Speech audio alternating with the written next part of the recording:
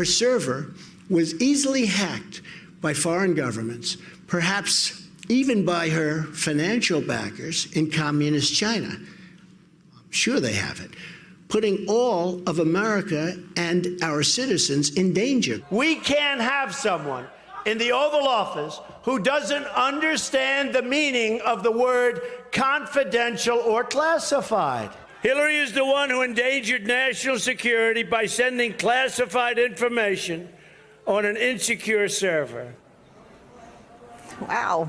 It was one of his favorite campaign rallying cries that Hillary's unsecured email server was putting classified information at risk. But new reporting finds that he's the one who may be doing just that. The New York Times writes, quote, when President Trump calls old friends on one of his iPhones to gossip, gripe, or solicit their latest take on how he's doing, American intelligence reports indicate that Chinese spies are often listening and putting to use invaluable insights into how to best work the president and effective administration policy, current and former American officials said. The piece continues, in what amounts to a marriage of lobbying and espionage, the Chinese have pieced together a list of the people with whom Trump regularly speaks in hopes of using them to influence the president.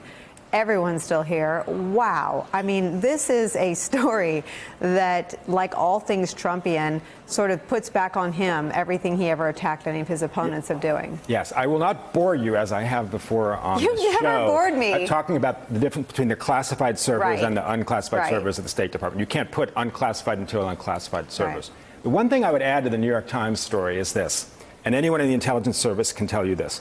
The reason the Chinese spy on us and the reason the Russians spy on us are completely different. The Russians do want to influence our politics. They want to take the information they have and influence elections. The Chinese are only interested in industrial secrets, in business secrets. And the reason the Russians are not is because they have no business and industry. The only way they have leverage is to influence our politics. The Chinese want to get leverage and know who Trump is talking to be able to get business interests here. And Steve Schmidt, because Donald Trump has no regard for the professionals in his government, no one should assume that he's not talking to his friends about what to do militarily or diplomatically with North Korea or with MBS. It is certainly not only likely but probable that he's polling his former pals in New York City about how to deal with the Khashoggi crisis and MBS and other world leaders.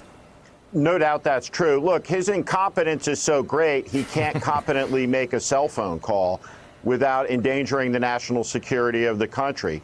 He's just irresponsible beyond any words I have to describe it.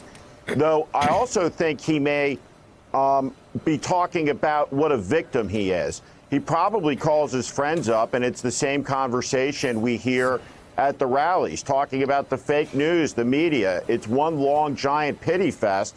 And if that's the case, I pity the Chinese listeners and Russian listeners who have to listen to this guy's self-pity all day, every day. Ken Delaney, and the serious national security implications are that what spy agencies do isn't just look for secrets about American industry. They don't just look for ways to advance their national security interests against us. They also try to profile the person. And when a president of any country, a leader of any country, prepares for a high-stakes diplomatic encounter, they read a profile of the person, of the personality. They want to know what kind of women they find attractive, for example. They want to know what they confide in with their friends about who on their staff is up and who's down. We read most of that in Nick's newspaper, but I imagine there's some that the Chinese learn from the president's cell phone conversations, and that's a real advantage, no?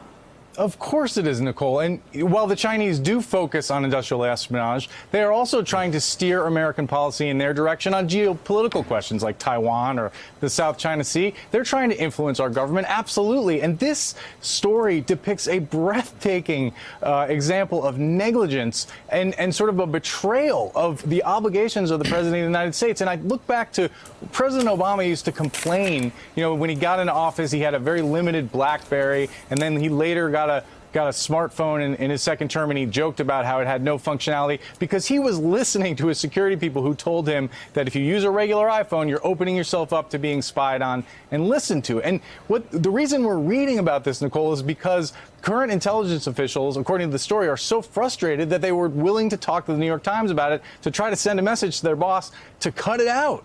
And the story also shows that China is manipulating Trump by sending messages to him through people who may have investments in China, may have other agendas. That's all just so disturbing.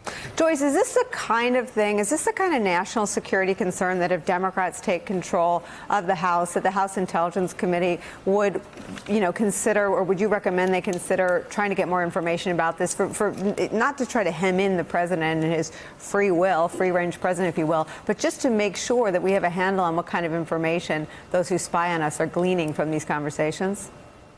I think that's right. Even this free-range president has identified this kind of conduct as a problem. He was very clear in the excerpts that you played about the security risks that are posed by the very same conduct that he himself is reported to be engaging in. So it would make sure for the folks on the Hill who are charged with oversight of the executive branch to try to assess whether there's been damage and what the extent of that damage has been. Otherwise, we have this big gaping hole in our national security moving forward. The hypocrisy is staggering, but you really do only have to quote Donald Trump to explain what's wrong with the conduct. There's always a tweet, and candidate Trump would have called for President Trump to be locked up for this. Look, this country, our Congress, the FBI spent a very long time examining the issue of Hillary Clinton's use of a private email server, which did raise real questions of vulnerability. But as far as we know, it was never hacked, and secret information was never taken in that regard. But the nightmare actually came true with Donald Trump. It is coming true every day. And now that he knows about it, is he going to listen, right? Is he going to stop using the third unsecured phone and stick with the two phones he's been given that are secure? Well, let me try to answer that. So he tweeted, I'm going to go with no, but I'll let you, we report. Y'all can make your own judgments. The so-called experts on, here he is. This is the president's tweet this morning. The so-called experts on Trump over at the New York Times wrote a long and boring, I love his use of boring, anything with too many words, article on my cell phone usage that is so incorrect. I do not have time here to correct it. You have so much time. I only use government phones and have only one seldom used government. I can't even understand the sentence. I'm going to stop right there. It sounds like no is the answer. Every time he tweets, there is a little thing on his tweet that says sent from Twitter for iPhone.